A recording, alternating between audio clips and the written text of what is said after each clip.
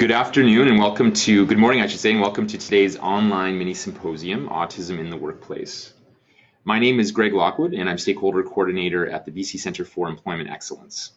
For those of you who are not familiar with the Centre, it was created in 2012 with funding from the provincial and federal governments to act as a research and knowledge sharing organization for BC employment service providers and employers.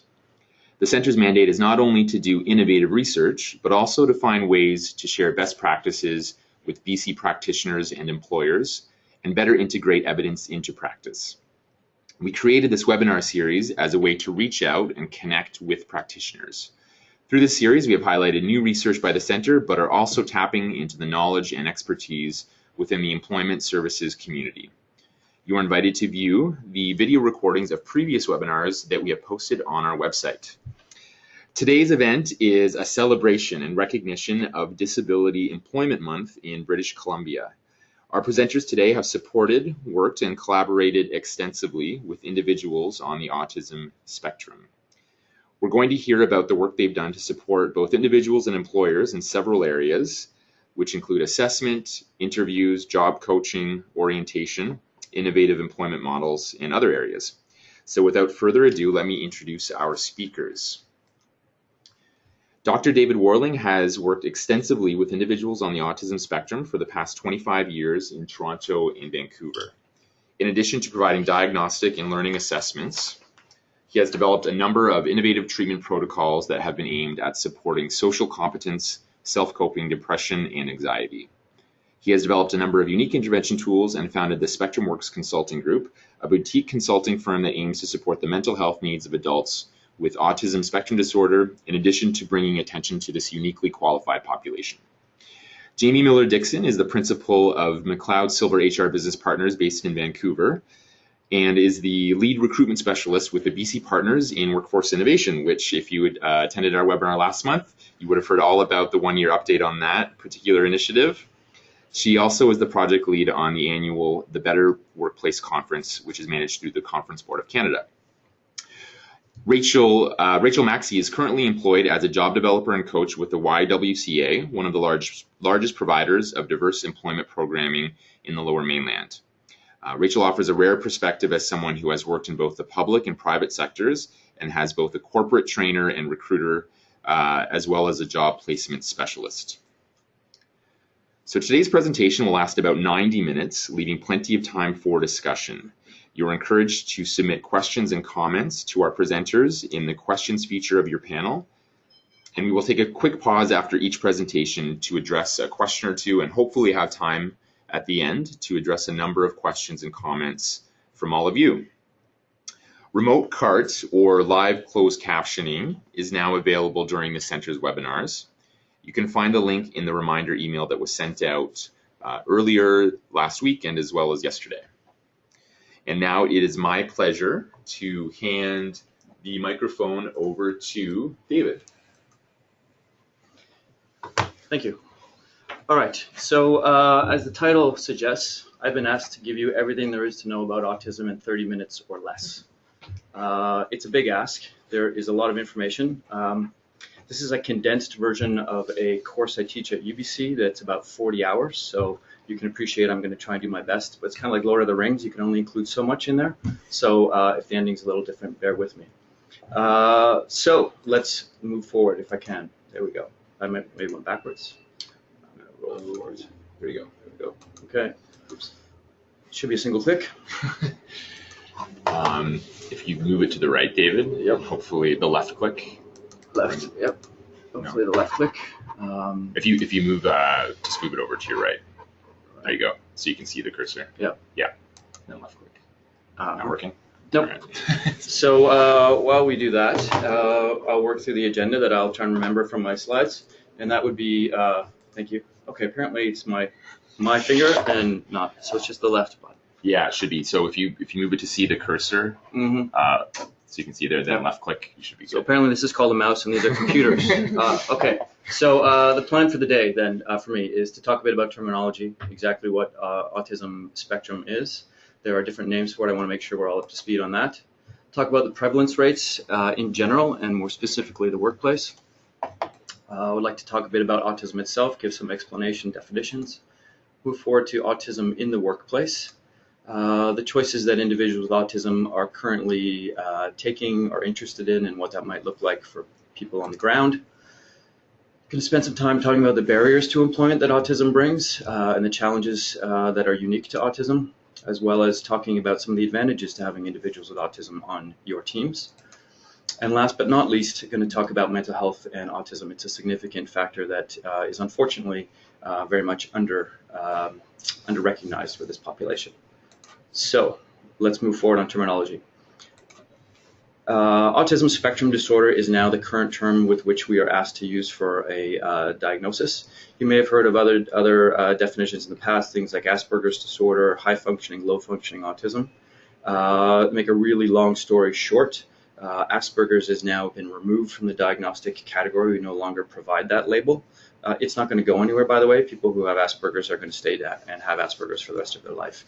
But now the term we're asked to use is autism spectrum disorder, which is meant to encompass the huge range that autism is. So again, you'll hear things like Asperger's syndrome, high versus low functioning. This is a bit contentious.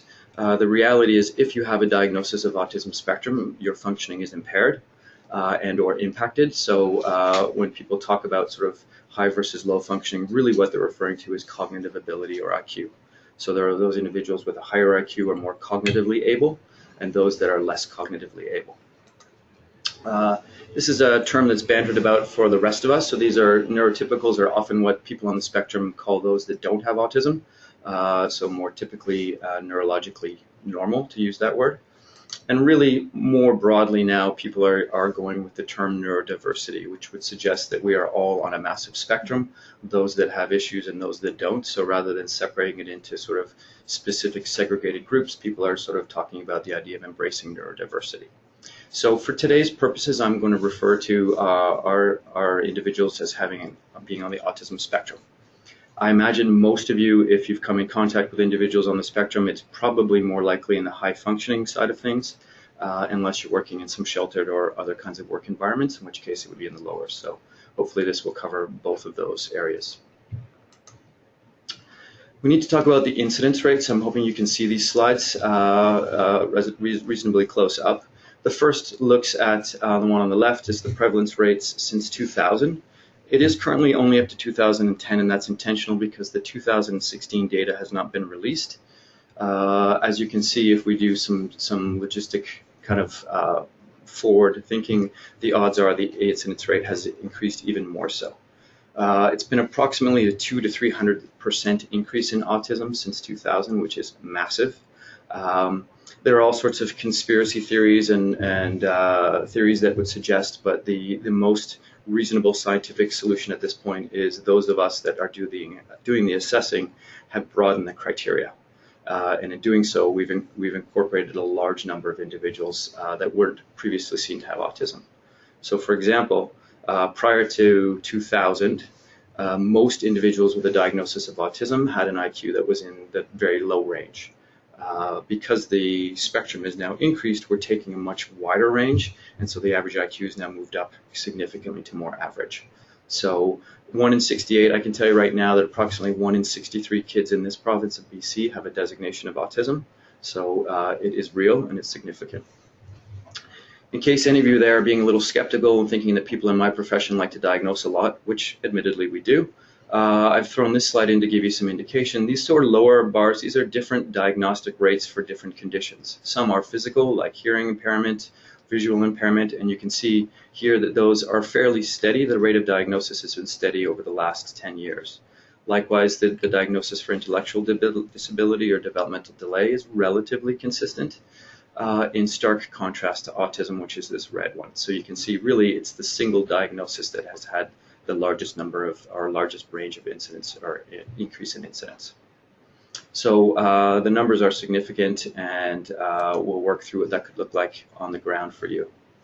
So talking specifically about what autism is, it is a neurodevelopmental condition, which suggests that sort of grossly speaking, it's a wiring issue. And if that being said, it's also considered to be a lifelong issue. It's a clinical condition that didn't technically exist prior to World War II. We know that it did. We know in retrospective, historical perspectives, there are a lot of quirky people out there that we would now retrospectively label as having an autism spectrum disorder. But it was first sort of discovered by an Austrian pediatrician named Hans Asperger, hence the term Asperger syndrome. He did a great amount of research, very detailed publications. Unfortunately, he was buried in World War II, and the hospital that he was working in was bombed. But some of his work did slowly make it out and wasn't picked up until 1980 by a British researcher named Lorna Wing, who then had it translated by her German-speaking husband. And lo and behold, now we have just a significant increase in rates like Asperger's and autism. So a bit of a dramatic history there for sure. We know that autism is on a very large continuum or spectrum. And that spectrum runs across a few different areas. The first is obviously just the number of symptoms the person presents with. So roughly speaking, if there are approximately, and there are close to 70 individual autism symptoms that we look for when doing a diagnosis, if you only need 20 or 25 of those 70, you can appreciate that statistically speaking, every time you reach in and pull out a separate symptom, you're going to have a very different person. So some individuals will have excellent eye contact, some not. Some will have a good sense of appreciation of humor, sarcasm, some will not. Some will have self-stim behaviors, others won't. And that range is significant. So the other area we want to look at in a continuum, obviously, is cognitive ability or intelligence. So, and that range is also significant, ranging from significantly intellectually delayed all the way up to what in the old days would have been considered gifted or very smart. So autism doesn't discriminate. It cuts across both of those. And as you'll see as we go through this discussion, that it can definitely impact a great deal of features on the workplace. As I said earlier, it's a lifelong condition. Currently, there is no such thing as an autism cure. Some people will argue against. It's contentious also, but the reality is most people, if they are quote-unquote cured from autism, it's that they've had a reduction in some of those more subtle symptoms, and the overall number of symptoms falls below cutoff. So it's not like they were cured, it's just that they still are looking a little more functional. I can tell you what autism is not. It's not caused by vaccines. Unfortunately, this particular theory has some social media cred. The reality, though, there has been a significant number of very well-researched documented cases that suggest that it's not related to vaccines in any way. It happens to be that it's correlational, so the onset of symptoms for most individuals happens to occur around the 3rd year of life, which is also the time when most of these MMR vaccines are occurring. There are clearly cases where individuals have been harmed by vaccines. I'm not suggesting they aren't, but the relationship between autism specifically and the vaccines is not clear. And unfortunately has led to a large group of people not vaccinating their children, and things like smallpox are coming back. It's not contagious, don't worry. If you're working with anyone with autism spectrum, you cannot catch it. I hope you can appreciate it, though. It's not a fad diagnosis. It's not going away. You saw that red line I showed you earlier. The number of people being diagnosed is increasing. It will level off. The assumption is when the 2016 data comes out, it will probably start to level off at around roughly 2% of the population. And it's not restricted to childhood. This may sound like an obvious comment, given that we're most of us in the room, and your rooms in particular, dealing with adults. The reality is it's long been considered to be a childhood diagnosis and a childhood disorder. In the old versions of the diagnostic manuals, it was always in the childhood section. There was a sort of an unfortunate statistic released giving the amount of money and research publications that have been placed on autism across the years. 87% have been on children, which leaves a very small amount on adults. The reality is if you have autism, you're going to spend probably 70 to 80% of your life as an adult. So there's just been a really poor congruence of research and lifespan. That is shifting slowly. And as I said, it's not something you grow out of. So that's sort of the real quick. Let's talk a bit about what the actual diagnostic criteria looks like for people. I won't go into lots of detail because I know my time is limited, but essentially there are 4 categories we want to look for in autism spectrum, and as I said earlier, there's roughly 70 or so symptoms that comprise these. So it needs to be persistent deficits in social communication and social interaction, essentially social skills and how one gets along in the world. There also are often some restricted or repetitive patterns of behavior, interests, or activities. So these would be the classic I'll just use media stereotypes. If you go to the Sheldon and the Big Bangs, where they're sort of perseverating on their particular topic and they can't let things go, these would be some self-stim behaviors where people are rocking or flapping, some behaviors that are a bit repetitive, and some interests that are seen as sometimes fairly arcane or quite unique. We also know that from in terms of severity side, the symptoms have to be present early. So when I'm doing a diagnosis of someone who's 30, 50, or 70, we want to dig back as far as possible, because you can't suddenly develop autism in your 30s. It really has to be consistent and persistent from essentially birth. And most importantly, those symptoms have to be significantly impairing. So if you have a small dose of anything, if it doesn't impair your day-to-day life, it really shouldn't be a formal diagnosis.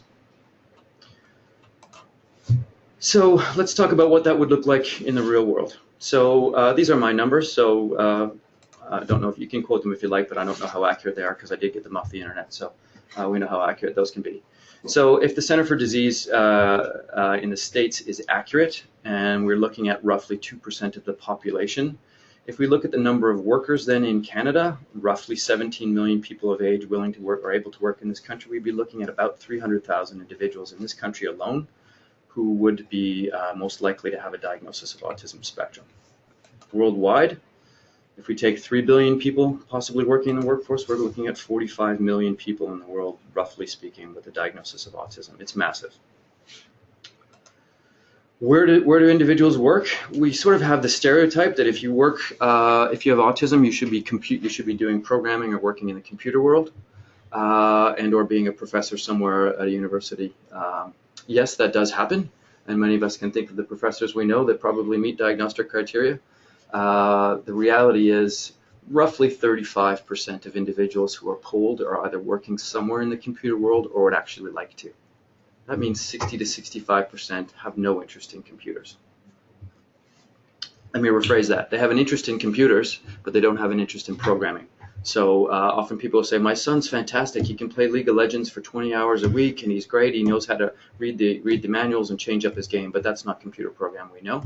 So really, when it comes down to program, it is a smaller number and quite a bit of a stereotype. But as you can see, there's quite a diversity in the range that individuals are currently working. And this is based on a sample of about 67 individuals. And doesn't necessarily reflect them, but it was just the first I could see. I'll be honest with you, the reality is autism research is, there is a lot of it, but it's often done in a way that we'd like to see done differently. Given the massive range and increase in diagnoses, it's hard to do retrospective data and collect things like this. Yes, we're going to pause. I'm being paused. So in an ideal world, we would have up-to-date data, but the fact is more and more people are being diagnosed and more are being identified in the community, which means we're constantly trying to catch up with the diagnostic rates and things. Am I good to go? Awesome. Thank you. There we go. So let's talk about these employment outcomes. These are some fairly straightforward and I think self-explanatory, but we'll go through them. So obviously there are many individuals, and I'll give you some data in the next few slides, that have an autism diagnosis that are unemployed. Many that, if they are employed, are technically underemployed, so doing some job that does not necessarily utilize their individual skills. As an example, I just worked with an individual yesterday that has 2 degrees, one an advanced degree, a master's degree, and is currently cleaning hotel rooms. So that would be a good example of underemployment for sure.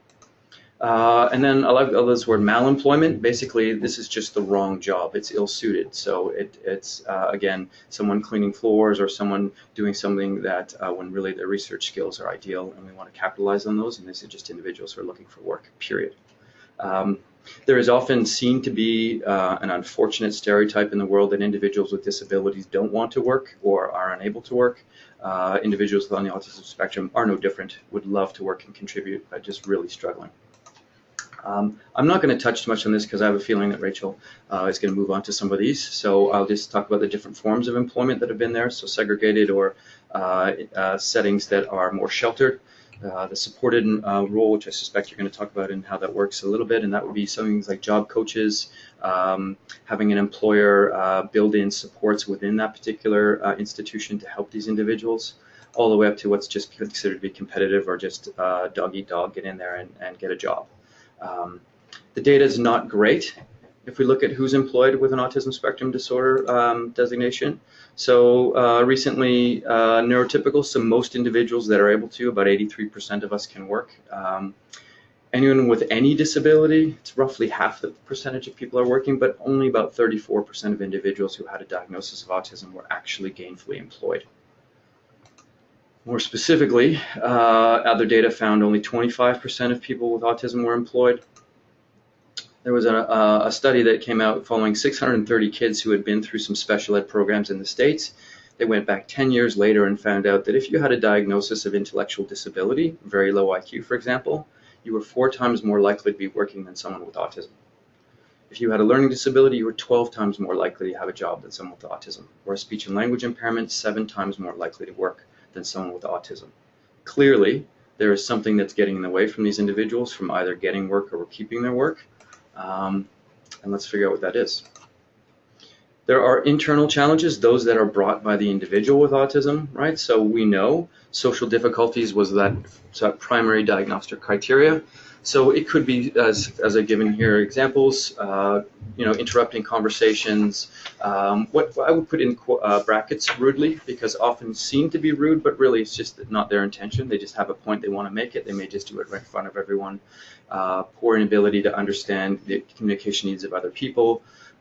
Super quiet or inappropriate use of language, poor social boundaries, things that we all know. I think we can all think back to individuals we work with, and probably now there's a few fingers being pointed in a few boardrooms of people that are a little bit pushing the edge socially, but we're talking this is a consistent and significant amount.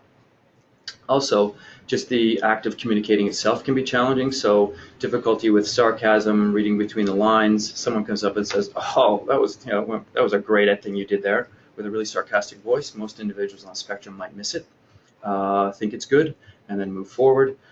Facial expressions, often individuals with autism have a sort of flat or restricted face. They look either kind of angry all the time or somewhat disinterested. That doesn't go over too well in meetings and talks, for sure. And then also failure to understand complex instructions that sometimes are implied. I can give you just a very simple example. I have an individual I've worked with who's been let go from over 30 construction jobs. He's a strong, capable individual, but he's often given very little information. So he'll go to a site and his foreman says, "I need you to move this pile of stuff here, get it over there, I don't want to see it by the end of the day." And then my guy looks around and says to himself, "Well, how am I supposed to do that? There's no information, there's no instructions." He starts coming up with his own versions. By the end of the day, only half the stuff's moved and he gets fired. So sometimes it's not even complex instructions, it's really just a lack of instruction. Not always, but individuals on the spectrum don't necessarily have the same social understanding or drive to follow the same social rules. So that would be things like hygiene, showering, cleaning your nails, things like most of us just take for granted. Again, specific direct instruction can be helpful here and can move past it. The job interview. I include this one intentionally because this is probably the single largest barrier for most individuals I work with on the spectrum. If many of you out there are HR people, you're doing job interviews you can appreciate, and the example I give is not intended to make fun of that in particular thing, but it's important. So often those of us that do any job interviews will really try and search and really find different qualities of this person. Someone with autism spectrum disorder, as we've now learned, generally likes things to be fairly straightforward and transparent. I'll give you a great example. An individual I worked with, it's a true story, was working as a server, wanted to get a different job in a different restaurant, went to a chain. This chain is one of those chains where everyone seems to be very beautiful and all put together and they serve tables. And so he happened to be also, he's a good looking guy, went in, wanted to be a waiter. And the woman who interviewed him sat down, went through his experience. He'd worked in restaurants before, fantastic. And then she ended her interview with this question: if you were going to be a sandwich ingredient, what ingredient would you be? And my individual with autism looked at her and he paused. And he paused and he said, and I quote, "What the hell is that supposed to mean?" And she repeated the question and he got up and he left. He said a few other things I won't repeat here. He came back to me, and to this day, he's unclear why she asked that question. I've tried to give him some examples, and you can all figure out what salad ingredient you want to be. You might want to be a cucumber or some watercress, who knows. So things like that, which we just assume are simple instructions, again, it's a real barrier for a lot of individuals on the spectrum. The other challenge that a lot of these individuals are executive functioning. So that's things like planning, organizing, memory, right? So if you say to someone who has a really good working memory, you can say, I need you to go down to the office, I need you to get the blue binder, go to the third section, pull out the red tab and bring it back to me for copying, please. Okay, you could follow that through. I've forgotten most of it myself, but many people could do that. Individuals on the spectrum probably might make it to the office, might grab the binder, but then at that point, it's out, right? So then they have to go back and come up with ways to work around it. The good news is you can work around a lot of these things. There's some fairly straightforward things one can do, but it's really managing those things. As I'll talk about really shortly, it's the coexisting mental health needs also are some internal needs, so depression, anxiety, phobias, things like that. And not to mention some other behaviors. So things like strong reactions. So I had an individual who was about to lose their job because they wouldn't have lunch with the group. They weren't able to do that, but she was just unable to be around tuna fish sandwiches and just could not literally go in the building if someone had one, and it's that strong. Tantrums, they do happen, even those of us that are in the neurotypical world, but the reality is these can be tantrums that are just sort of out of proportion to the situation. Strong need for routine. If suddenly someone just says, you know what, instead of having the meeting on Tuesday, let's just have it on Wednesday, and there's a sudden change in routine, that can be quite upsetting for a lot of individuals on the spectrum. Really simple things that most of us just take for granted.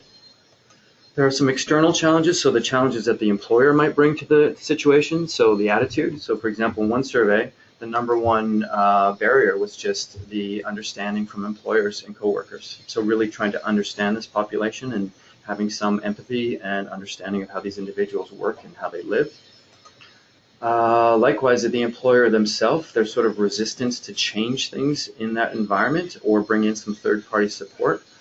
Statistically speaking, more often than not, that led to the termination of someone working with autism. So that comes back to that sort of supported environment. So it's one thing to have someone on the spectrum work, but if you can find a way to support them, even softly, quietly, more likely to lead to a successful placement.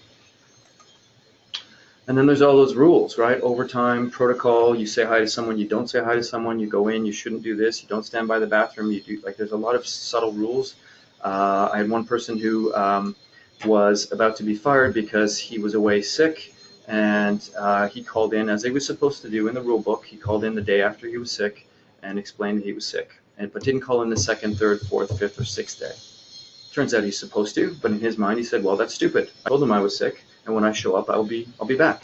But he'd done this repeatedly, right? So just unable to follow those protocols because it didn't make sense. So why, after I've said all this, would you possibly want someone with autism to work for you? I know you're asking that question. Well, it's a good one. And these are not data. I don't have data behind the percentage of individuals that are honest or how much more honest an individual with the spectrum is than neurotypical. But the reality is, those of you who have worked with someone with the autism spectrum, they are honest to a fault. So if you ask them, you know, do I look a little old with gray in my beard? They're going to say yes, right? They're going to say, you know what, your breath smells like coffee. They're going to let you know things that they generally, you may not want to know. So be prepared. But honesty is a trait that I think we should look for more often. Integrity. If you ask someone on the spectrum to do something and they agree to do it, they're most likely going to follow through. Rule abiding. In many occupations, this is a real plus, right? So again, the individual that I talked about who was about to lose his job because he didn't call in sick was one of their best employees because he was one of the only ones that would follow the rules, right? He would literally make sure he'd do all his safety checks, make sure they were fine, but he was the only one. Stick-to-itiveness, right? Dig in deep is a quality that many individuals on the spectrum have. So if you need them to get a job done, they will do it. Routine driven, as long as you don't change the routine, you can get a lot of things done. And also just thinking differently, right? So the ability to think outside the box, think out of the way that most of us would think in many professions can be quite important. And also thick-skinned, right? So if you go up and need to critique someone, many of us are quite sensitive to that and might be upset. Individuals on the spectrum actually require direct feedback, and the more direct you can be, the better. So that really works well from a sort of management position. Last but not least, the mental health piece. So this, forgive my numbers, they're a little backwards. So the reality is all individuals in the world have co-occurring or comorbid diagnoses. The reality is, statistically speaking, any of you or anyone in the world, there's a 40% chance that at some time in your life you're going to have a diagnosis of some kind of psychiatric issue. 40%. anxiety, phobia, depression, sleep disorder, doesn't really matter. There will be 40%. So the numbers are high. But if you look at the numbers in autism, they're exceedingly high. 95% in one study, and 74% had 5 or more diagnoses. So that's phenomenally large. So in this, the data I have here, and I'm sorry I didn't put the reference to it, it's just from one study that was looking at adults. Just to give you some context, social phobia in the average, in the normal population or neurotypical population is about 8%. Generalized anxiety is about 6%. OCD or obsessive compulsive disorder is about 2%. And ADHD is about 6%, and depression in the typical population runs at about 8% lifetime. So these individuals have 2 to 3 to 4 times the amount or presence of mental health issues. So these are the more common ones I talked about, but there are some that are less common and also significantly impacting. So they would include things like sleep disorders. So individuals on the spectrum traditionally, not exclusively, but traditionally have difficulties with sleep. So either trouble falling asleep, staying asleep, sensory dysregulation, so that inability to kind of rein in sensory stuff. So noises, smells, tastes, touch, those kinds of things can really, really impact someone's day-to-day life. Emotional regulation. Working with an individual that, works on a team, but when he gets frustrated, just lets it go. Say, oh, you might as well just kill me, or I want to kill myself. Not thinking of killing himself by any stretch of the imagination, but it's just a regulation issue. Can't kind of rein it in. Needless to say, it's quite disruptive to the team. Eating difficulties. So often individuals on the spectrum have restricted diets. So I'm not talking about vegan versus vegetarian. I'm talking about really limited numbers of foods they can eat, things like that. So these are just some of the more less common ones. The bottom line for mental health and autism is we can almost assume that there will be some additional mental health issues. We can assume that those mental health issues will be impactful to that person in their day-to-day life and in their job. And we can also unfortunately assume that there are very little services provided out there for them. So those of us that are trying are working hard to build in some extra resources for these individuals to get in touch with, but it's challenging to say the least. I think that's going to wrap it up for me. I'm about on my half hour. Is that right? Okay. So if anyone in the audience has any other further questions, feel free to get in touch with me on the contact information if you like, or later today in the question answer. Yeah, thanks, David. That was probably the most jam-packed 30 minutes we've had as part of a webinar here at the center, but lots of really, I think we all in the room here learned a ton about folks on the autism spectrum, and we have one question in particular that maybe before we go into Jamie's section, it relates to the diagnosis. So we have a participant asking, going back to one of your earlier slides on criteria for diagnosis, how many or do they all need to be met in order for a diagnosis to happen? That's a great question. The stereotype is that there are certain symptoms that have higher weights, like things like eye contact. So I will unfortunately often read, this patient can't have autism because their eye contact is good. That's not true. They're all equally weighted. Of the 70 symptoms, so on those criterions A and B, they must be present in both, and the percentage presence is roughly about 20 to 30% of those individual symptoms in each of those categories. Okay, great. So I think at this point we'll pass it on to Jamie, and we do have a few more questions coming in, but we are going to have more time at the end to get to those questions, as well as any questions that come up for Jamie during this next section. So take it away, Jamie. Great, thank you. Thanks, Dr. Warling. I've been an HR consultant for a number of years, over 20, and this is the most comprehensive information I've ever seen and heard on autism spectrum. So thank you for that. So good afternoon, everyone. I'm happy to share with you our experiences from BC Partners in Workforce Innovation. I think our slides might be going on kiosk. Oh, do we? Okay. Pardon me. We'll just hold this. So we'll just pause it for now, and then we'll just take a look at the slides and get those sorted out. Great. And Jamie, if you want to go ahead with your introduction. For sure. Yeah. Thanks. So what I'm going to share with you is the experiences we've had working with the employers involved in BC Partners in Workforce Innovation. We have connected a number of people who are on the autism spectrum to employment.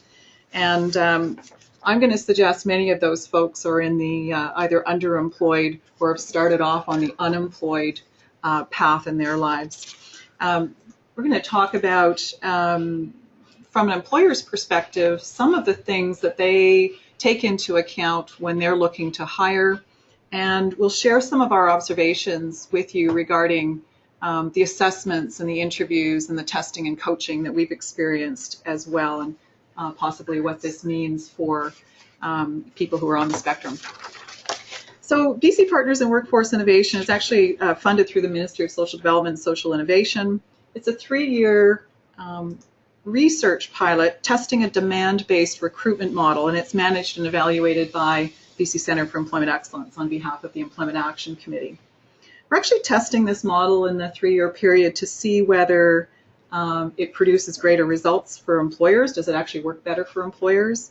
Does it produce greater employment outcomes? And what more can be done to connect career-focused job seekers with diverse abilities to employment?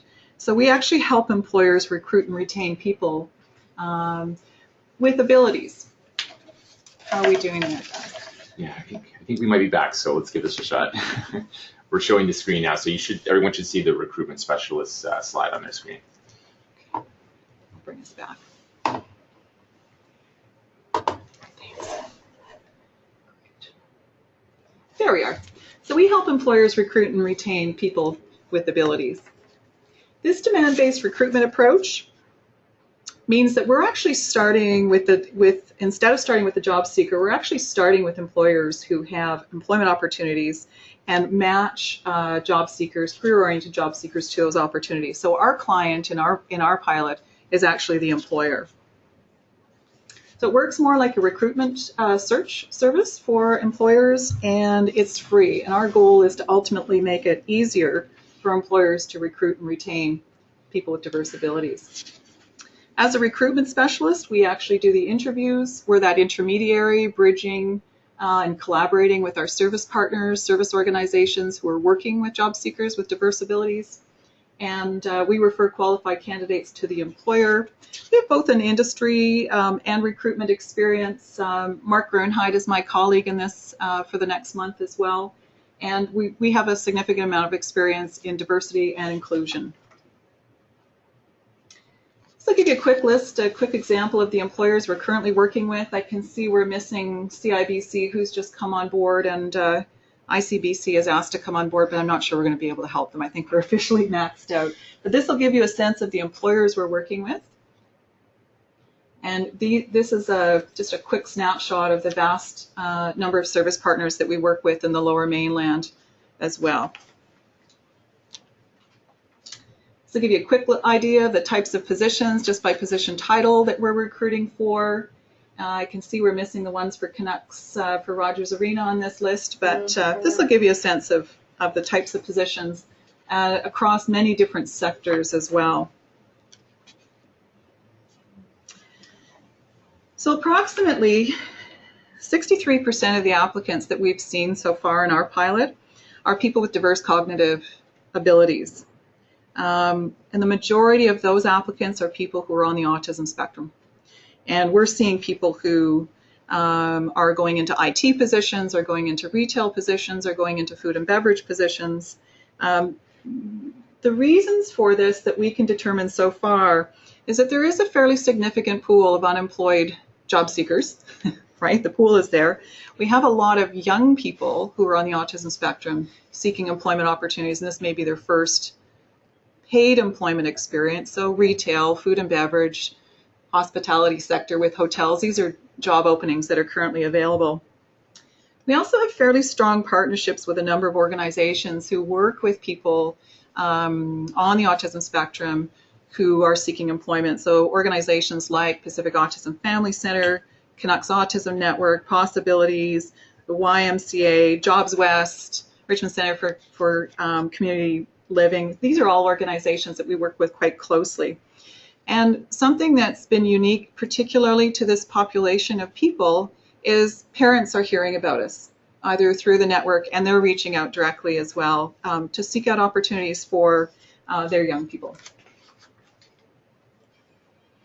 What's the workforce potential? Well, ultimately, in the way we look at people who are with autism spectrum disorder, it's like anybody else. And we tend to normalize recruitment anyway, and I'm learning a lot from Dr. Warling on this as well. But really, with our approach, given that we're a demand-based recruitment approach, we look at the potential really is about making that match, right? So it's that right opportunity that makes the most of the talent that each individual has to contribute. And this is what we emphasize when we're working with our employers.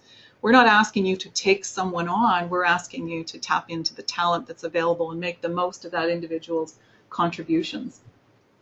It is about the right environment and the right conditions that work well for the individual. So, for example, people who have a tough time with really loud noises and get easily distracted, working in the casino environment is just not setting that person up for success, and it won't work for the employer either. So it has to be that right match for the employer and the employee, and it has to be a substantial match to bona fide occupational requirements of the employer. So I'm going to go down the road of bona fide occupational requirements and duty to just briefly with you so that you have a sense of that in terms of what employers have to take into account from their perspective. So bona fide occupational requirements, these are those legitimate work-related requirements. It's those qualities, the attributes, the qualifications that are reasonably required for an employee to do a job effectively, safely, and productively. So, an example that I often use is if you're a company who employs drivers, and one of our partners does, it's going to be a legitimate requirement to make sure that people who are driving have a degree of vision. So you're going to be able to legitimately screen out. That's a bona fide requirement that the person can see. So you're going to be able to legitimately screen out people who are blind for your driving position. Versus a call center opportunity with CIBC, there's technology available that's going to be able to help accommodate the environment.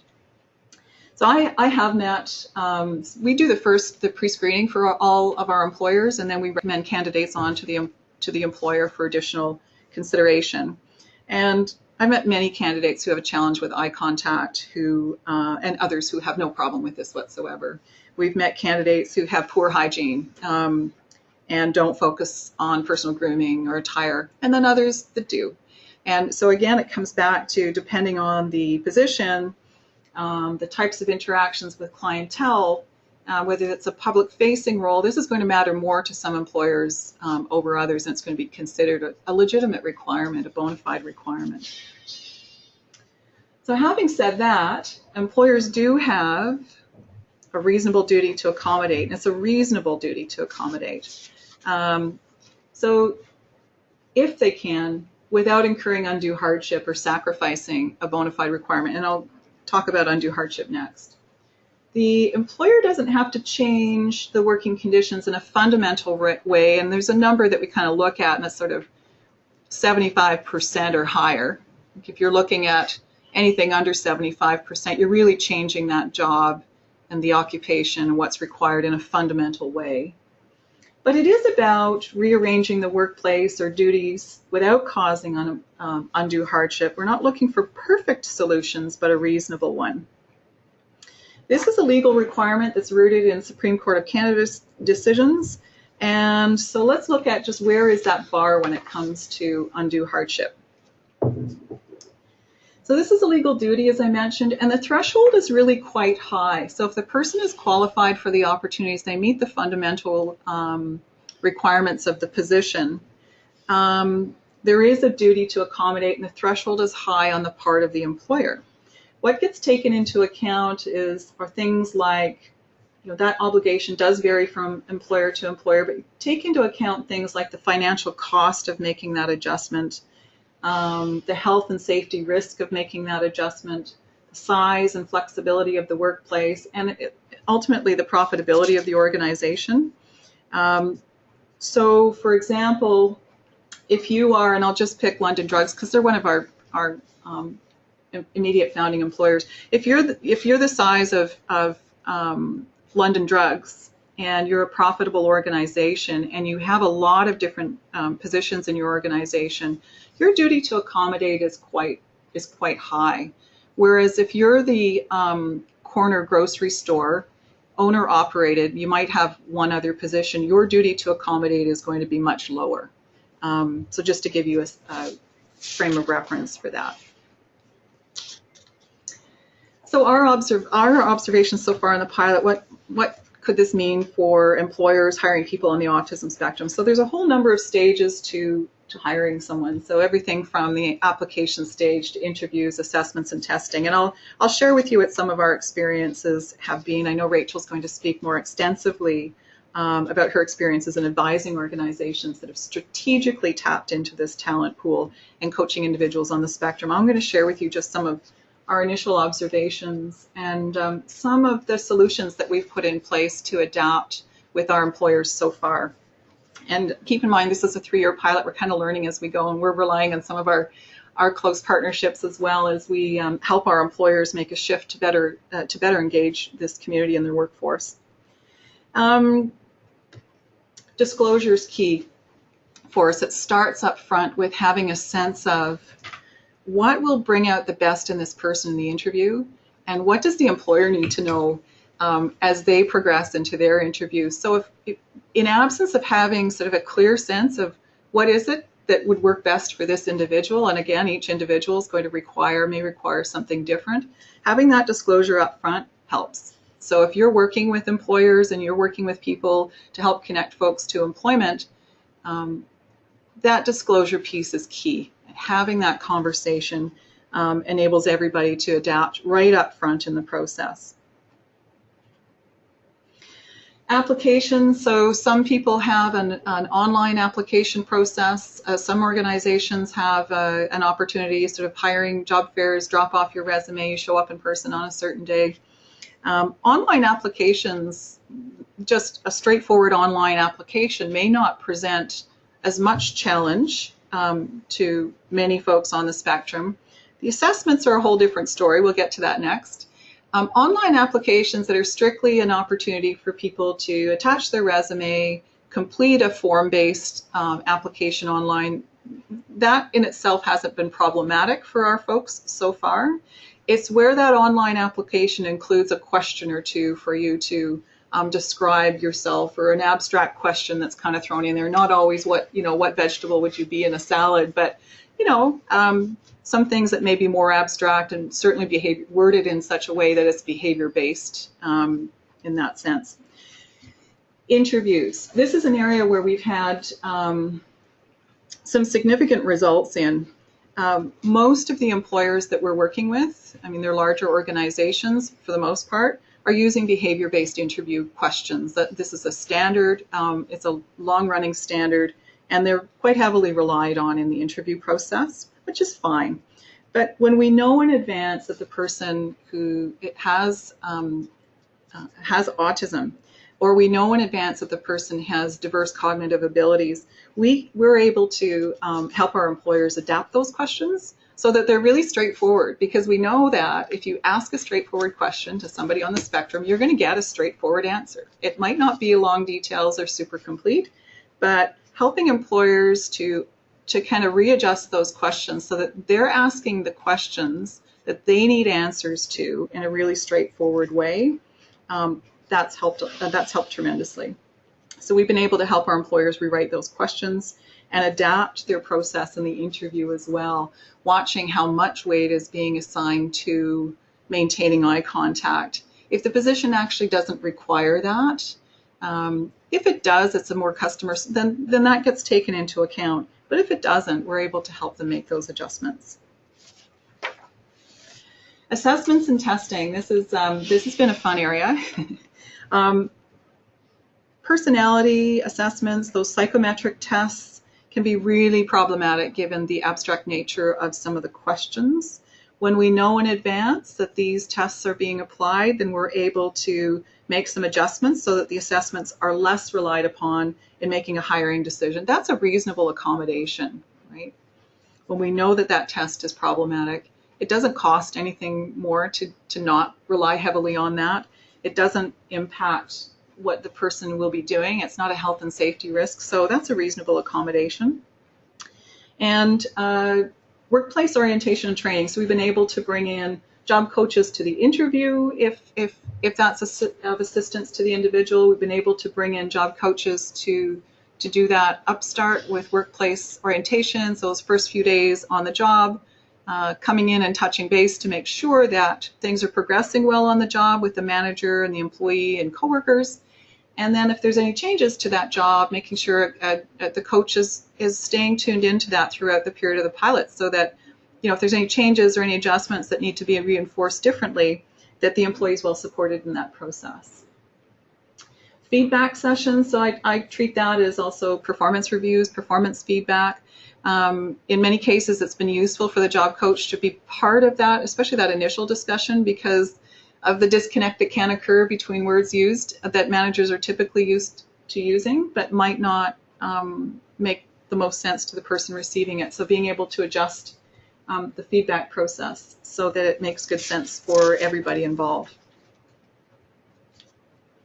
And I've been quick with this to make up some time, so I'm going to pass it over to Rachel to further share her expertise in this area. So we're just going to check here to see if we had any questions that came in during Jamie's presentation. So we've got someone asking, how many of your placements with employers have a job coach attached to the employee with ASD? That's a good question. When we know in advance, so I'm going to say, I'm just going through the top of my head now, probably 6 people so far. And then what we're finding, though, is many people aren't attached to services. So they don't have a job coach set up front. So we're able to reach out to our partners in the network. If that's required and would be supportive for that individual, we're able to make that happen fairly quickly. We're not bypassing services, we're just leveraging our partnerships with our service partners in particular. Good question. Great, thanks. Yeah, and another question asking, do you teach employers about duty to accommodate? That part of the services offered by BC Win.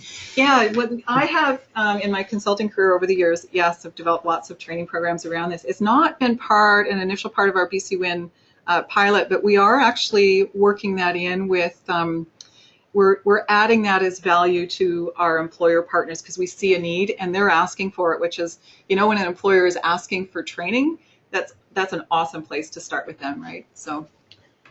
And I know you mentioned you're maxed out in terms of employer partners, but we have someone here saying feel free to send ICBC their way. So I know it's someone who's worked with you before, so we'll arrange that after the webinar. That's great.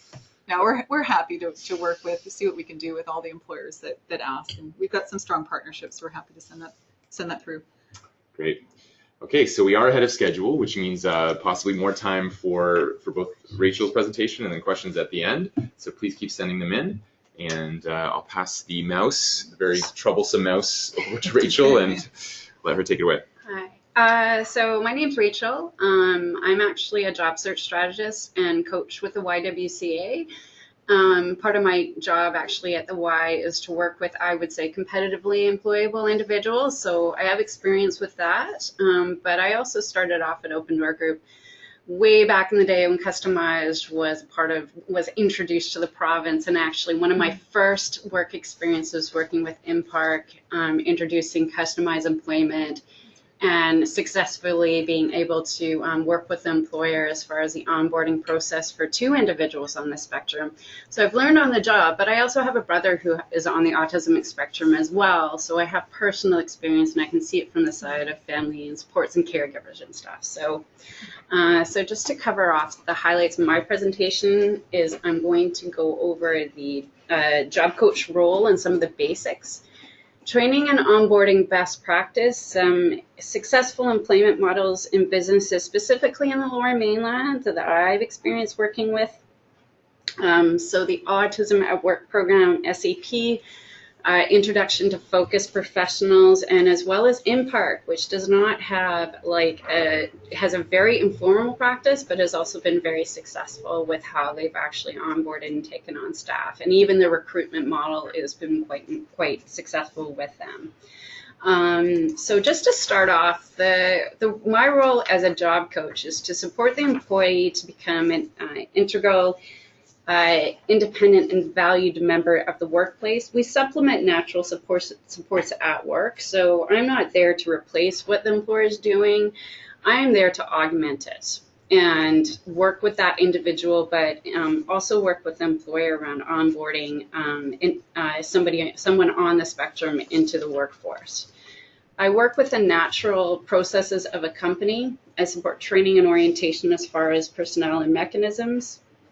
I also evaluate and analyze the effectiveness of the training processes, and I augment the employer training itself. So I don't go in to replace the employer training. I don't assume that I actually know the jobs or I'm even experts in that field, but I'm there to look at it from the perspective of the individual coming in, and as well as how to get them up to speed.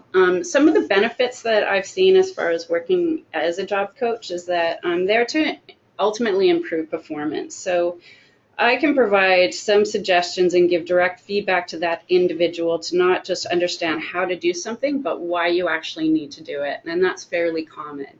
To really understand, and it could be quite literal things, like, and I'll talk about that later, but it also is just, I'm an external resource to provide that feedback. I'm there to motivate. So a part of this is looking at, like in my case, I really focus on the individual's strengths. And then I look at some areas that may need improvement, and I look to develop approaches as far as developing some strategies to improve. Again, it's focused on the individual, but it's also focused on the employer because they work hand in hand. We set up goals, and I would say realistic goals, and it has to be a lot of the times in increments and plans. The idea is that the plans, the goals, everything is actually tracked, it's concrete. It's easy to follow, and it's actually not overwhelming. It could be performance targets or deliverables with the position. It could be also, I would say to some extent, some of the more soft areas, but that is quite variable again to that individual. And then the last piece too is that I'm also there to provide, to support building confidence. I've worked with lots of individuals who've had lots of challenges in the workplace, maintaining jobs, being successful, like improving their skills, but also improving as far as like contributing in the workplace. And I've seen the power as far as like actually somebody starting where they come in, they're uncertain, they're not sure how to move forward, and there's a lot of anxiety attached to that. And over the course of several years, what happens to their confidence and what happens to their lives during that time. I would say the biggest limitation for me is that, and this really resonates right now, is that I'm there to focus on the individual's work and what impacts their work. I'm not a counselor. Like Dr. Whirling's here, he has a lot of expertise, I'd say, in that sort of area and those pieces, but I'm not a mental health professional and I'm not a friend. So establishing professional boundaries, keeping that in mind is very key. I have to provide feedback, and sometimes it's actually feedback related to someone's personal life and how it impacts their work. The focus is on work, and sometimes it's not what that individual really wants to hear. Like the easiest approach is, hey, you're doing an awesome job, way to go, everybody loves you.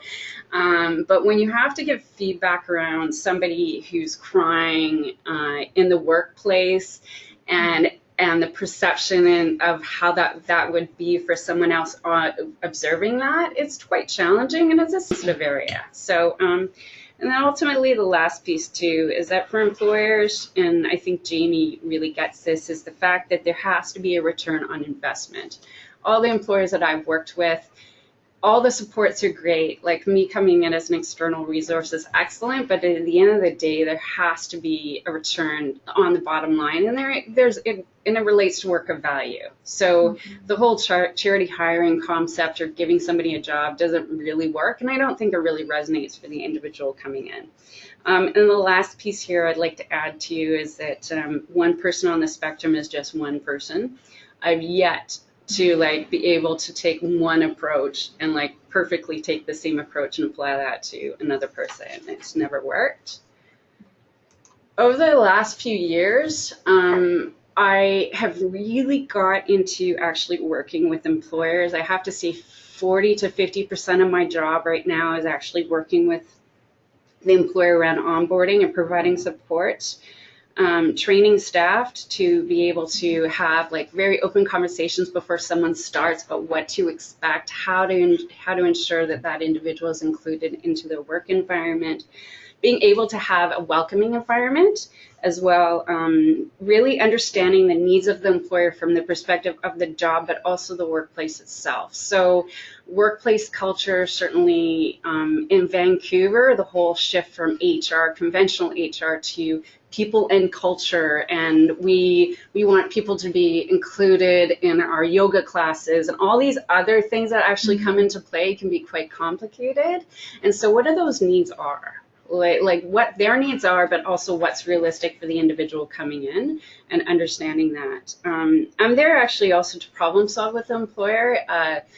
Through my work at SAP with the first group in 2014, there was one mentor that I met with for coffee just casually once a week just to touch base and talk, and because she was working really hard to ensure that she was providing the best support possible to that individual that she was working with. So it was a really key fundamental piece.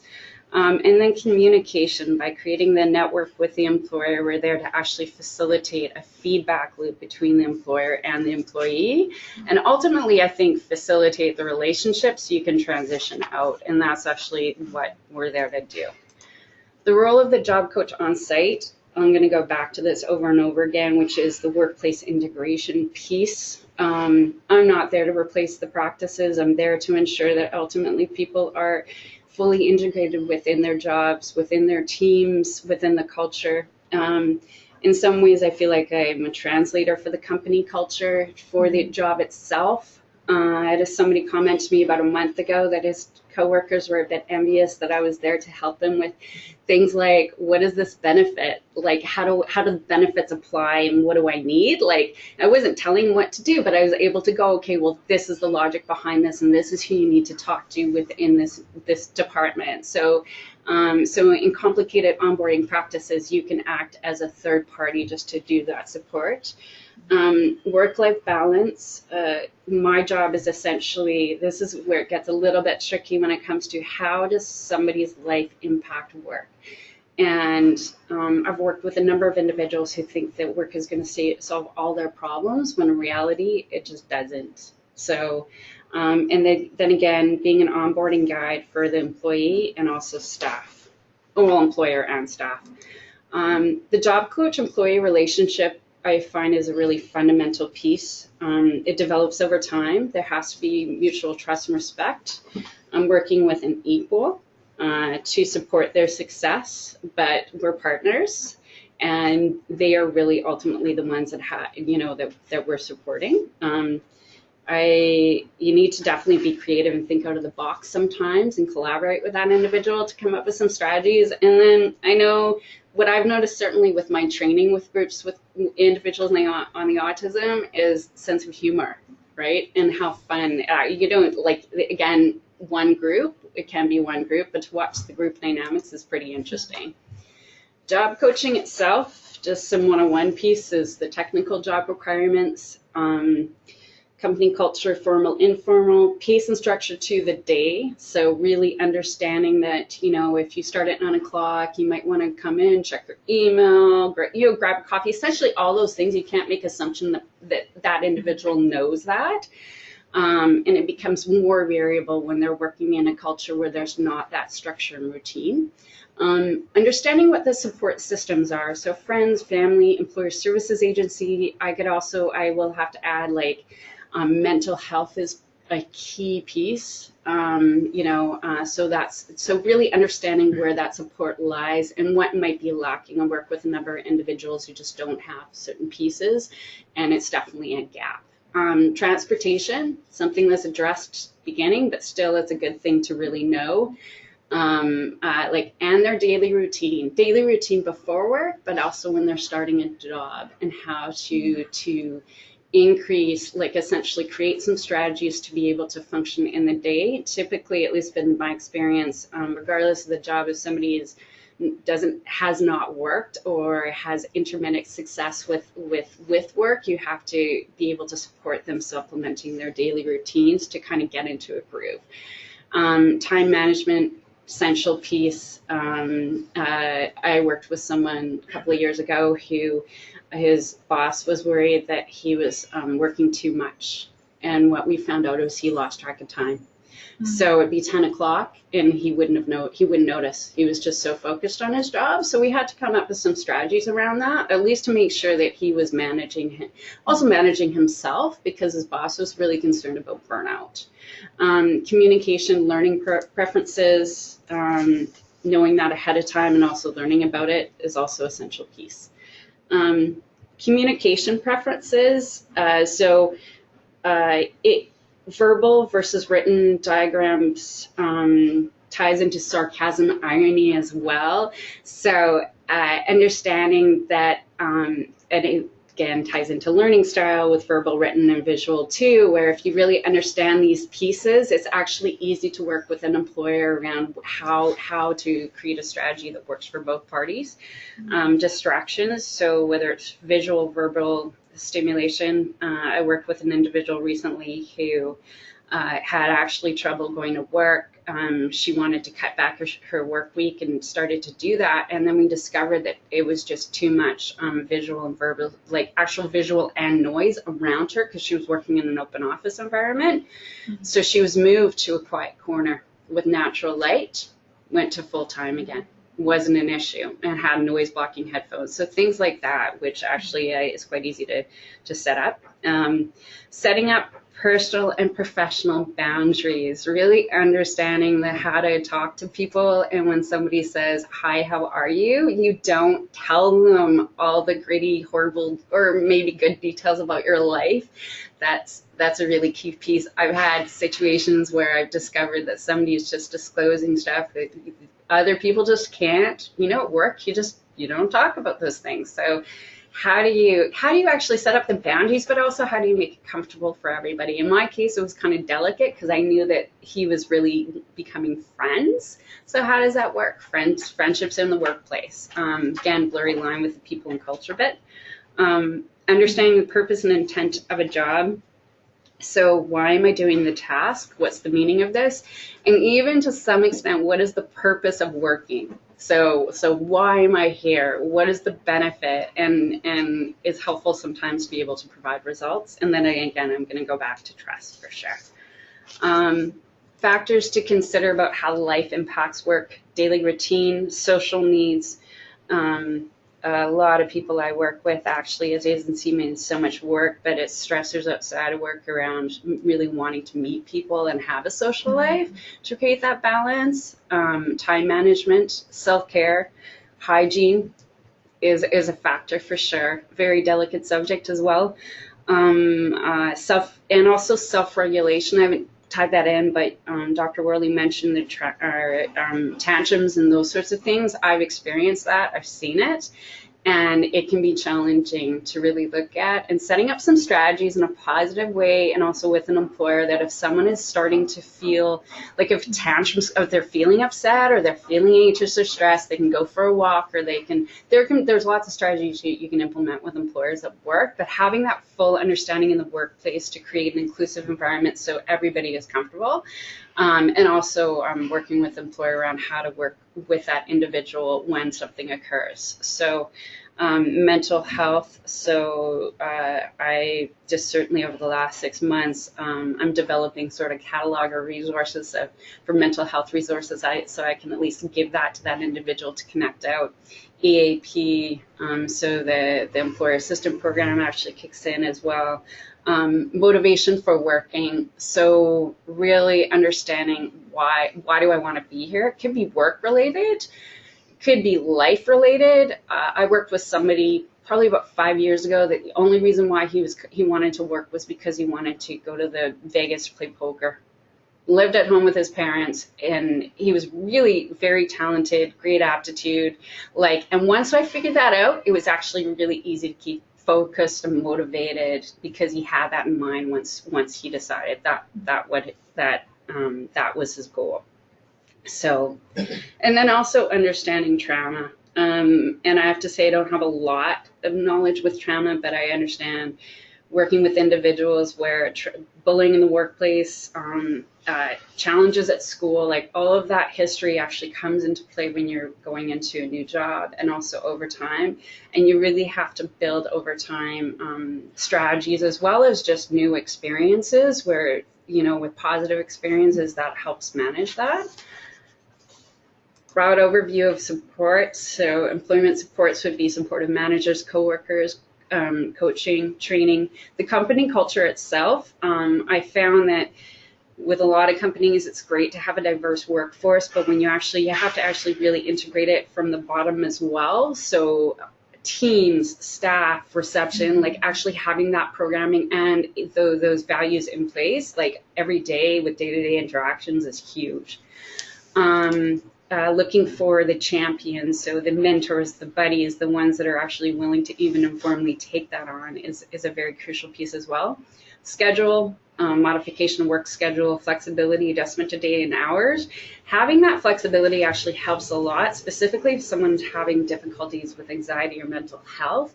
Knowing that if you're having a rough morning, that it's okay, you can call in and not be there, and that's fine. And having that support where you're not feeling judged is actually quite significant. So that adjustment is very crucial.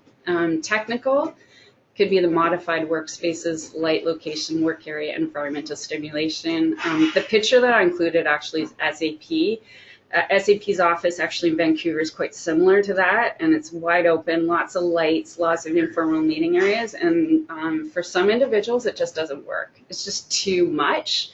So they actually have nap rooms and dark rooms, and that actually helps a lot when you're working with employers, that somebody can even go in and turn off a light to get away. From a best practice perspective, some of the companies that I've worked with, SEP, Autism at Work, Microsoft actually has an amazing program in the States, and they're rolling it out in Canada soon. Autism at Work, where they actually have a 2-week campus where individuals on the spectrum, they come in, they learn about the company culture, they work in teams, they work on projects, and they get to know managers and teams before they actually start their jobs or potentially start jobs. Impark has some really great, I think, informal practices. It's definitely a part of their corporate mission, but also what I've seen with their corporate office is that the whole is directed by leadership, but also they've included their informal champions and inclusive championship along the way as far as their teams and their structures. And their ability to work with individuals around job descriptions, their hours, and make those modifications when necessary, as well as look at the aptitude of the individuals on site and see that progression has been amazing. And then financial institutions, so Van City, RBC. Van City is currently working with focused professionals with their data management, I believe, and testing. So that ties into the other piece, which is service delivery models. Specialist Stern in Canada. Specialist Stern is actually based in Toronto, but they do some work in the West in partnership with Open Door Ventures, which is part of the Open Door Group. So Specialist Stern in Canada is actually a private recruitment model for individuals on the spectrum, and they get paid by companies to recruit. So it really is a for-profit model, and they've been actually making a lot of inroads, not just in tech, but in with a lot of different companies with that model. And they look at it as a talent pool. They're not looking at it from the perception of spectrum, like you're hiring. They're actually looking at it like, we have these amazing people to do all these great jobs, here you go. And making those matches, and it's been very successful. Focused Professionals, they started, I believe, it's like a year and a half ago. And the CEO has just done some phenomenal work with her onboarding, training, and her support. And again, it's driven by contract. So with the work that she's doing, she's training people in the field who have an aptitude and interest for the work, but at the same time, there's a profitability factor for them, the actual business itself. But she's also included like workplace communications and into her training model as well. I'm sorry if I'm talking too fast. So autism at work, this is the last piece I'm going to deliver here, which is I've been a part of this project since 2014.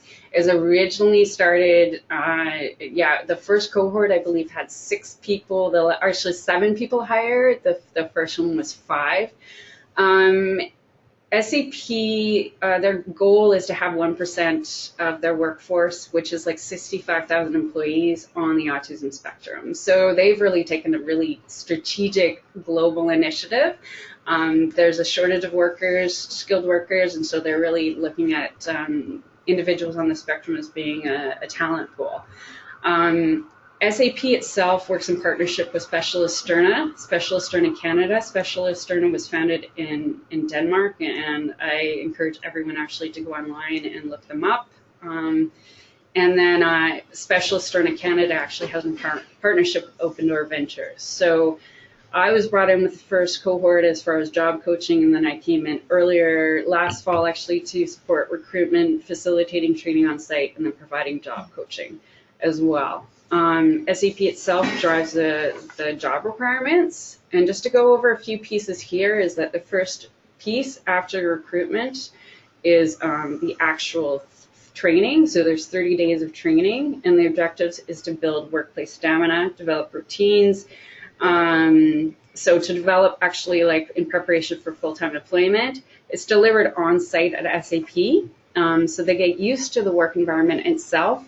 They start using a meeting structure right away. So they're given 2 projects to deliver to the employer, and they have to work together. And so, so it's giving so they have to give each other feedback. They have to collaborate. There's problem solving, prioritizing, communication. What was really wonderful was like I was involved with the soft skill facilitation of what happened on site was that I was able to actually do this while they were actually working together and working with the SAP staff. So it wasn't like I was giving the training and they weren't able to actually incorporate it. Plus I was able to observe in a really casual way what the interactions were like, some of the triggers. I had an individual, actually several individuals, where I saw some certain like emotional triggers or some anxiety or stressful situations, and it was good to actually see how it was dealt with, like and how they were, and also just in preparation for their work.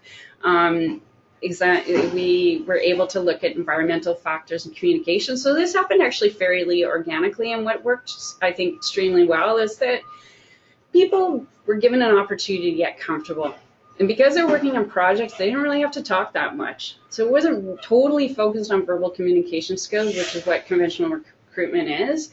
It was an ability for the employer and also the individuals to really get a feel for all these other pieces in a very nice, like supportive. It was a supportive way, but by giving them something to do, it was just, I think, just gave them a focus, and it was easier to see what was going on, like what was happening.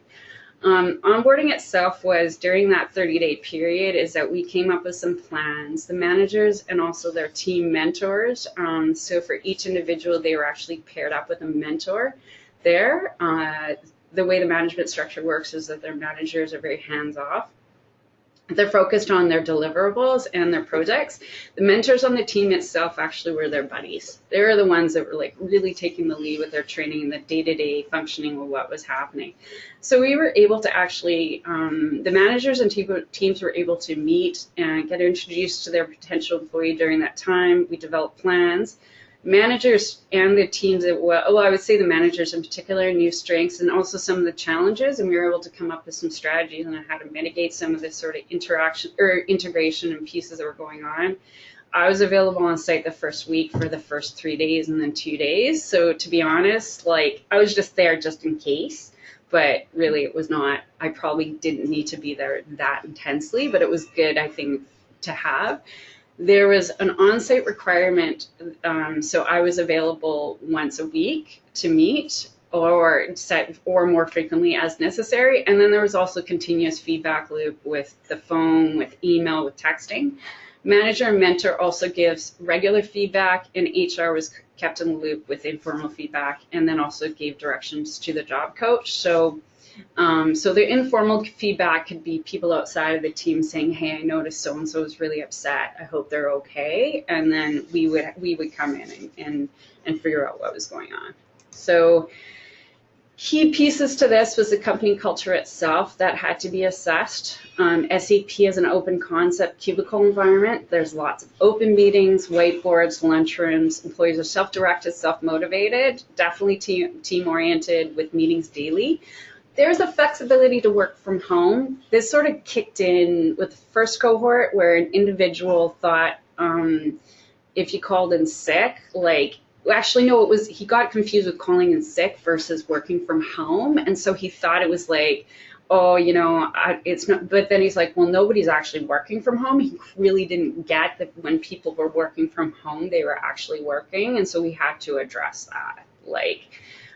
The informal work culture, so people play video games, they watch TV. There's guidelines around operational hours, but lots of flexibility. A few months like going out for lunch. And then the formal work culture includes recreation for team days and employee recognition. Learning for the individual in this environment was learning how to speak and communicate during the meetings. The environment, the stimulation itself, and also setting up some strategies to manage that. So learning that it was okay, you don't have to go for lunch every day with your teammates, that you could actually go for a walk or take a break or get some time alone. Lack of structure to the positions themselves, and sort of because of self-direction and that piece, there was a lot of assumptions made for employees, and so we actually had to create some structure in a lot of cases to ensure that that person was comfortable. Creating routines as well, the work hour flexibility. So that was essentially we had to set up some parameters around that based on overworking, but even underworking sometimes, managing stress and anxiety, developing workplace relationships. I'd have to say most of the individuals I work with, that is actually essential key piece, is they want to really learn. They want to learn how to work with other people, but even make friends and build upon their social skills in their lives is quite common. Workplace accommodation, understanding the lines between personal versus work, and sensitivity to feedback. And actually, Dr. Worling, you brought up the feedback piece and thick-skinned. I've seen both sides. It does happen, so thinking of the right time to give feedback, but also even working with employer around, sometimes you have to give feedback that makes them feel uncomfortable with how direct you have to be. So coaching on the fact that the niceties of how are you doing with your job doesn't really cut it. You actually have to be quite specific, and it causes a lot of anxiety if it's too vague and too nice. Learning from the SAP's perspective is definitely preparing for each new hire and developing the relationship. Teams, mentors, managers, adapting their communication style based on the individual in their team. I've done a lot of work with the mentors and the managers, but even with the teams before people started working, about what they were actually really supportive and wanted to figure out ways to fully include that individual on their team. Focus on technical skill development over the long term. SAP looks at their hires as long-term investments. So the actual learning curve for the job is not 3 months. The typical probation requirement, it can take 6 months to a year for somebody to be fully functioning in their job, and they recognize that, but it has to be balanced out with the sort of the efficiencies and the speed that they have on site. Boundaries in the workplace and what's suitable. So really understanding the parameters of what they needed to do as far as supports were concerned to implement that. What is Autism Spectrum and not changeable? So I had a manager say to someone, oh, well, if they just started, I don't know, he mentioned something about speaking better at meetings, and it really stressed the person out because for them it's just the fact going to meeting and knowing what to say was huge, right? Being able to be around those individuals. So there's just some things that really, it's not changeable, it's not even worth talking about, and it's okay. Part of having a diverse workforce is also having the acceptance that it's completely fine. And what is the realistic return on investment? And I think this goes from the employer end, is that even with all the supports and doing all this work to integrate somebody into a job, there is a line that that enough that you can't do anymore. Like, it's just not realistic. I'm gonna skip this video. This is Matthew's success story. Check it out online. I think it'll be available for people to look at. But he was part of the first cohort with SAP. And just in summary, just establishing relationships, evaluating needs, and job coaching is definitely more intense at the beginning, and that we are of value to the employer and we complement what the employer is doing. There you go. Great, thank you, Rachel. So we didn't receive any questions in that last period, so we really want to encourage everyone to send in their questions. I've jotted down kind of a few things that I'm going to ask our speakers about, but we'd much prefer, I think, if the audience participated as much as possible. So we're going to leave that questions open for you to pose. Again, it's on the right side of your screen, likely in the GoToWebinar panel. Don't be shy. We're going to, my colleague Kevin here is going to take down some of these questions, and then in the meantime, I just have a couple of questions for Rachel related specifically to the SAP Autism at Work program, because I think a lot of folks are really curious, and we've seen some of the learnings that we've had so far, Rachel, from the implementation of this program. It had a lot of media coverage back when it was first announced. I guess it was almost maybe a couple of years ago. 2014. 2014, yeah. And so I'm wondering if you have anything to share with us around any maybe nuggets or anything kind of that you've evaluated in terms of changes in behavior. I guess the two-part question. First, from like and I'm curious to know specifically around the fun work culture that SAP has. And you talk about like nap rooms and like really social culture, games, watching TV, kind of flexible work hours. Like how any kind of changes of behavior from both participants in the program from beginning to end, or where they are now, and then also what are any changes in behavior that you've noticed from the team members that work with the participants? So maybe a lot of these folks have never worked with someone on the autism spectrum, and they're being put through the training of how to work in a bit of a different circumstance, and like has there been any kind of like positive impacts from their side of being able to like work better with people with diverse abilities? What I've seen, actually, I think a fundamental piece, certainly at SAP, is there was a lot of education. They're very open and receptive with all staff around preparation. So Autism 101, there was training actually that occurred by like specialists that came out to do it, and informal sessions like Dr. Worling, you were invited to one where staff is invited to be included in that. What I've seen actually with so far, honestly, is with the first cohort, is there were several individuals that certainly at the beginning, like things were really iffy. Like we weren't sure from a technical perspective whether they could come up to speed. Consistency as far as even coming to work, or being able to, like their personal goals and their personal lives overriding what they were doing at work to some extent. Like they were really focused on, they were like, oh, work's okay, but my personal life's more important. This is what's going on. And what I've seen certainly with one person is that they went from being a college dropout to going to SAP, to working really, really hard and giving the correct tools by the employer, but also with these other supports to going to UBC now. So and living independently. So that's another piece, is that personal piece. Like I've also seen this significant piece just in people's personal lives where I mentioned Jamie, one individual, again, I did a lot of work with him from the beginning, had never really worked before, had an aptitude for the job he was hired for. And he was living at home, and now he's like switched teams, and he handled that exceptionally well. And he's engaged and bought a condo. So it's like these other personal things that happen after this piece is actually looked at. But from the employer's perspective, I think what's certainly come across over this last cohort is the fact that the mental health piece is so crucial. like the external supports are so crucial for success as well. But it's not actually like there's limitations to what the employers can do. Does that answer your question, kind of? I think so. Yeah, I think that's it's an excellent response. Yeah. But you talk about the mental health piece, and when we were in the early days of putting together this panel and this group of speakers, I think Jamie, you mentioned your experience and your observation that a lot of the folks on the spectrum have other mental health challenges, and then Dr. Warling mentioned it as part of his presentation. And so, I mean, that's such a huge piece when you look at the changes, and I think you had the stats up there, Dr. Warling, with regards to what percentage of folks on the spectrum have other mental health challenges.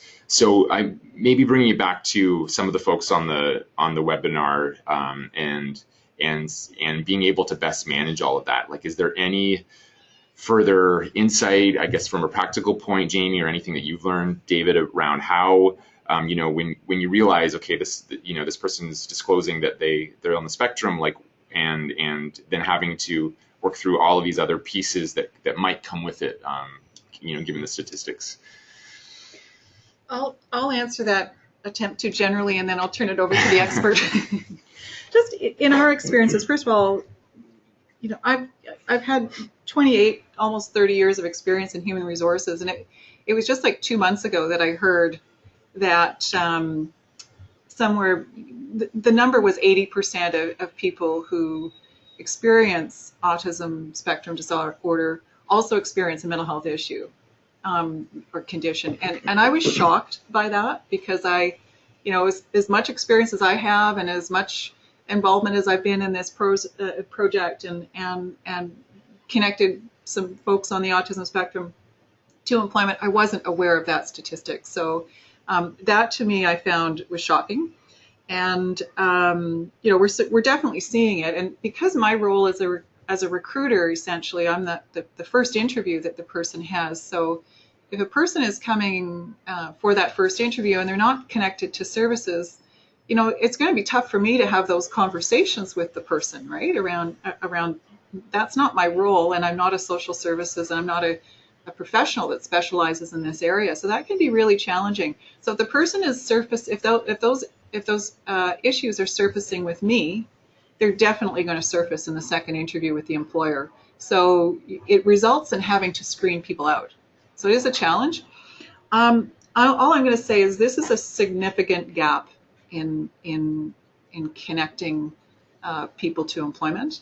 This is a tremendous gap, and it is something that we're going to have to look at. Now that we know it's there, we're going to have to do something to better support that aspect, in addition to everything else that the person may be experiencing. I don't know if you wanted to contribute more to that. Excuse me, yeah.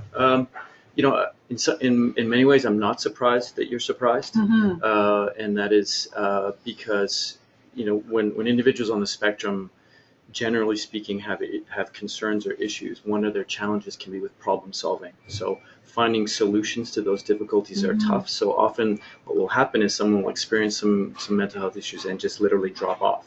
So there isn't a lot of follow-up, there isn't a lot of support put in place by employers, because they're just unaware. The person stops showing up to work, is no longer there anymore. They may be experiencing a significant depression, but the employer won't know. And that happens typically within the general population as well, right? It does. It comes to mental health, mental experience. And the other challenge, of course, is that the approach to dealing with mental health and autism needs to be slightly different, right? Clearly it's if we're looking at a neurodiverse population, this particular group just requires a slightly different approach, as they would with any sort of employment, education, or training. So, in an ideal world, not only would the recruitment phase have a sense of what those mental health conditions could be like and explain that to the employer, but also the employer would have some training on how to deal with. So, and then to complicate things even further, individuals on the spectrum, when they present with mental health issues, they present differently. Right, so if you're anxious at work, you may just have a little more energy. You might be more talkative. It might be clear. But if someone's anxious on the spectrum, it could be a tantrum. It could be a shutdown. It could be lack of communication, and it looks really different. Right, so it can be quite disconcerting to employers. So it's really, I think it's going to be at this point now education and training in lots of ways, and then to work sort of from a back end point of view is trying to help EAPs and other groups or counselors to learn that. that language, right? Can I add to this too? I was just thinking about, I've learned this as well, is that individuals on the spectrum, like, that they're not your shiny, happy, like, you know, a lot of people that I've worked with, they can be really interested in something, and like you mentioned, the flat affect, or they could be even depressed, and they're fine. Like, you know, so what you perceive as could be like, oh no, you're having upset, or you're, you know, like, it's actually like, there's one individual I've been working with for a while, and he, you know, he's okay. Like, he copes, he goes to work every day, he's managing it, and he has a fat affect, like he's chronically tired, and I used to think that was a big concern, but now I've just kind of realized it's like, this is, you know, this who he is, and that's okay. It's like, you know, there's other aspects to who he is that actually are of value, like, you know, so you focus on the strengths, and if you try to focus on the sort of like the changeable pieces, it can be quite tricky, right? Like, and ultimately it comes down to fit and acceptance as well. Like, it's okay to be who you are too. Okay. So we do have a few questions coming in, and there's a couple that are referencing the duty to accommodate, which you mentioned in your section, Jamie. And without getting too much into kind of the legal history, and I'm sure you could do a whole, or check my notes. Okay. Yeah, you could do a whole day on just that topic alone. But especially because we have a lot of folks in the audience who are joining us from, you know, rural, remote, northern parts of the province. Asking, especially with a lot of their communities, a lot of big number of small and medium-sized businesses, and you mentioned, you know, their duty to accommodate generally. There's not, you know, it's understanding that they're not as flexible as some of the larger profitable companies. But could you give any, I don't know, they're asking, like, can you explain further what it means for them? And are there any examples, like the Supreme Court case you mentioned? I don't know if that provides a good example, or if there anything else that you've seen around duty to accommodate that maybe practitioners, it would be helpful for them to know on behalf of their small and medium-sized businesses in their community, or any even resources that you could point to. Yeah, no, there's some really great online resources. If you Google duty to accommodate, make sure and include BC, because, you know, these things they kind of shift, they go in a bit of a pendulum, and they're regulated by province. So, you know, probably a good example in terms of overall case history in Canada was a requirement for RCMP officers to wear the uniform, and part of the uniform was, you know, the cap. And if you were a person who is Sikh, of Sikh background, and you wore a turban, well, if you weren't prepared to remove your turban, then you weren't getting hired by the RCMP. So wouldn't cost them anything to allow that person to continue to wear their turban. Didn't put health or safety at risk. Didn't substantially alter the job requirements. It wasn't an attribute or a quality or qualification. So it went to the Supreme Court of Canada, and you know, the requirement for the person to wear the cap was struck down. So that's a perfect example of an accommodation on a large scale. So go ahead, do some Google searches on bona fide occupational requirements and duty to accommodate, undue hardship. There's lots of good examples. On a smaller scale, when you're looking at, let's say, a restaurant in Prince George, I'll just pick that. You say you have a restaurant, you've got maybe 10 staff, you've got a business that operates maybe 16 hours a day, and you're hiring for a server, right? So you've got people applying to your organization. They've maybe got serving work experience, or they've got previous actual paid employment. The person comes in. They've got, on paper, they meet the qualifications, but they throw tantrums. They don't engage in the interview. They don't make eye contact. Yet your whole business is set up to provide service to customers when they come into your restaurant. You make them feel welcome. So that's going to be a fundamental requirement of the position, to be service-oriented, friendly, hospitable, and we kind of expect that as consumers when we go somewhere to dine. We expect that level of service. So they're not going to bypass the requirement for someone to be friendly, provide hospitable service, make some eye contact with customers, and refrain from outbursts. Right? That would be unreasonable to require that business to do that. In terms of where that duty and undue hardship lies, it really is based on a situation by situation basis, and that's important to understand. It starts with the position, the requirements and attributes that go with that position, but if the employer needs to accommodate, it has to be not at significantly higher costs. It can't put health and safety at risk within the organization. If they only have 2 employees and the requirement to accommodate 50% of a job requirement for one of them, that's just going to be unreasonable. If the business flat out is not profitable to begin with, it's just, that's not going to be a requirement for them to, that's going to put them beyond an undue hardship. Not sure if that really covers what you're looking for, but hopefully that helps. Okay, thanks, Jamie. I'm going to put forward this next question to all 3 of you. So for practitioners listening, a lot of them are working in environments where they're meeting clients, new clients every day from all different backgrounds, all different populations. And in a situation where maybe they're working with someone on the spectrum for the first time, and they're sitting down for that first meeting, do you have any advice on what is one good or best practice that they could do in those first few minutes? And then maybe one common mistake that could be made that you might want to avoid? I'm putting you on the spot. That's a really complicated question. I mean, because I work for Work BC and I meet with new people every day, and I always have sort of an rough intro now over the years that I've worked out about what my services are and working together and collaborating, and that actually doesn't change according to who I'm working with. And I think when you're working with an individual on the spectrum, like I said before, individuals are individuals, right? And I've always been amazed. I had somebody when I was doing customized for my previous job who was on the spectrum, and she was super outgoing. You could tell she worked really hard as far as her social interactions, like saying yes or hello and good morning and stuff.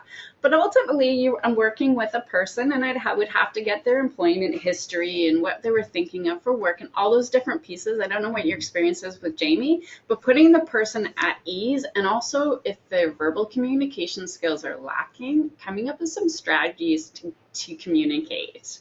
So, and you can do that actually in your offices as well. If someone has a speech impediment who's on the spectrum and they communicate with written communication, that is the most effective tool you can possibly use. And you don't make assumptions about somebody's intelligence as well. You have to suspend judgment, and you can't assume anything even with the first meeting. There you go.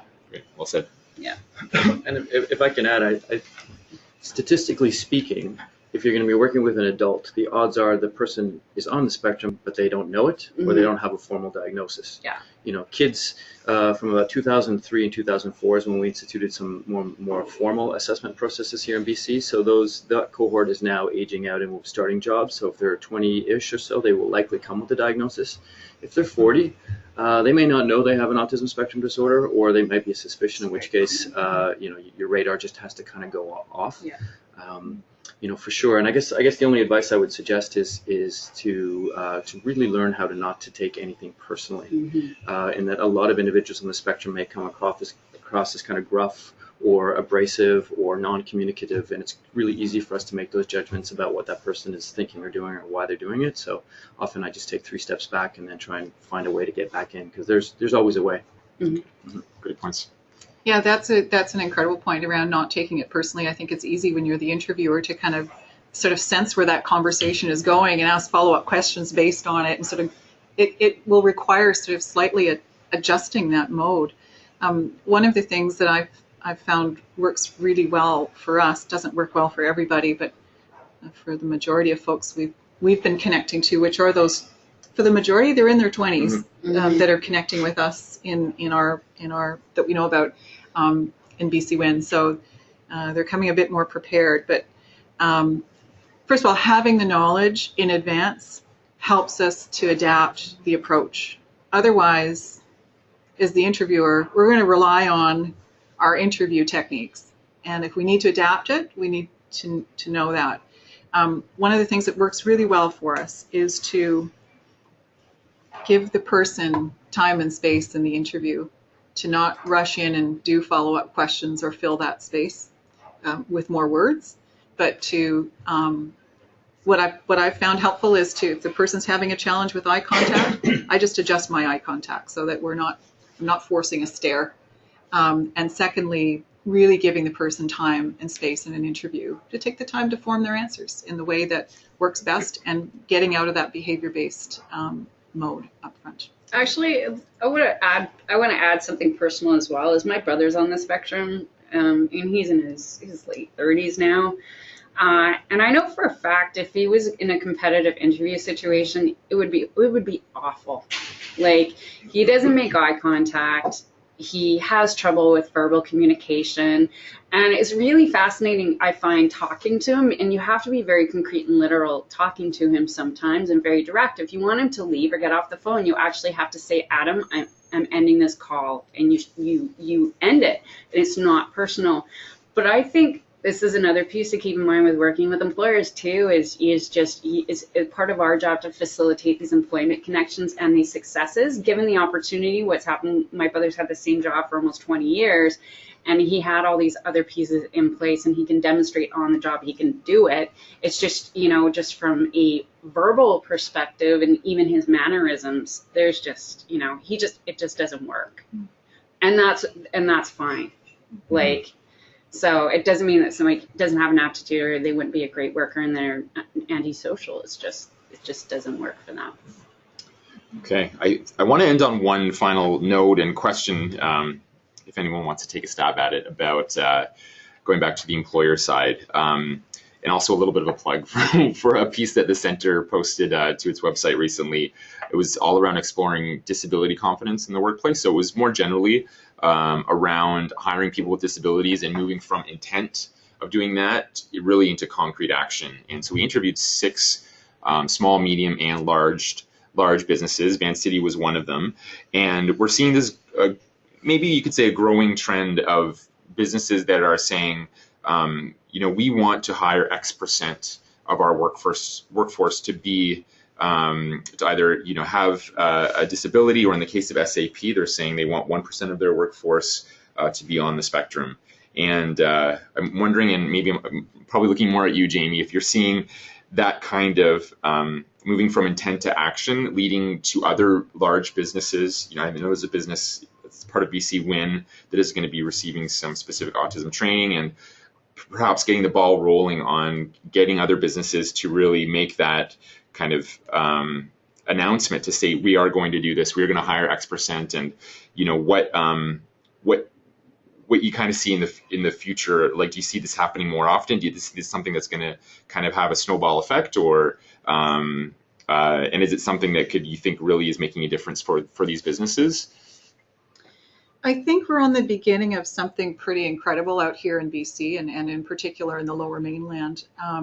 Organizations like Van City have taken a very strong leadership role in this province. And Tamara Bruman is co-chair of the President's Group, along with Craig Richmond from YVR, and a number of very committed, active, successful business leaders in BC are part of that President's Group. So the long answer to that is yes, we are seeing an increase to the number of businesses that want to be known as inclusive employers. They get it, that to be an inclusive employer means that your internal workforce is representative of your customers, your clients, the external communities that you live and do business in. So I also believe that part of that for us in the Lower Mainland is being driven by workforce shortages. So organizations, in order to survive, are going to need staff to go into those roles. So when you hear of, perhaps hotels that aren't able to operate at their full capacity because they don't have the staff to clean the rooms, that has an impact to the bottom line. So it forces, it's an advantage to look at, okay, what do we need to do differently in our organization to find the staff to serve our business needs? And that's our opportunity that we have here. But I also think we've got a lot of organizations that are very committed to this. We have a very strong community and network of social service partners and organizations. And we have a lot of people who are experts in their field who are all coming together to look at this here. So we're kind of it's a great opportunity. Let's see what we can do with it. Okay, well, we'll wrap it up there. And I think it's always excellent to hear that we're on the cusp of something even bigger and greater potentially. So we are going to wrap it up there. I want to thank all three of our presenters today. And thanks to all of you out there for attending. A reminder that today's session was recorded and we will post the video of the presentation along with closed captioning on our website, and we'll send you all the link in an email within the next week. As always, we welcome your input and feedback. So when you leave the webinar, you will be asked to complete a short survey, and we would appreciate it if you took a minute or two to share your thoughts with us. It will help us immensely in planning future events. We would also appreciate any suggestions you have for future webinar topics. Speaking of the next future webinars, the next one takes place on October 13th, and it features one of BC's longest running employment training programs. It's the Baristas Training Program operated by Starbucks. So keep an eye on our website, newsletter, and follow-up email for more information and to register for that webinar. So that ends our event today. On behalf of our presenters and my colleagues here at the center, thanks for participating in today's discussion and have a great afternoon.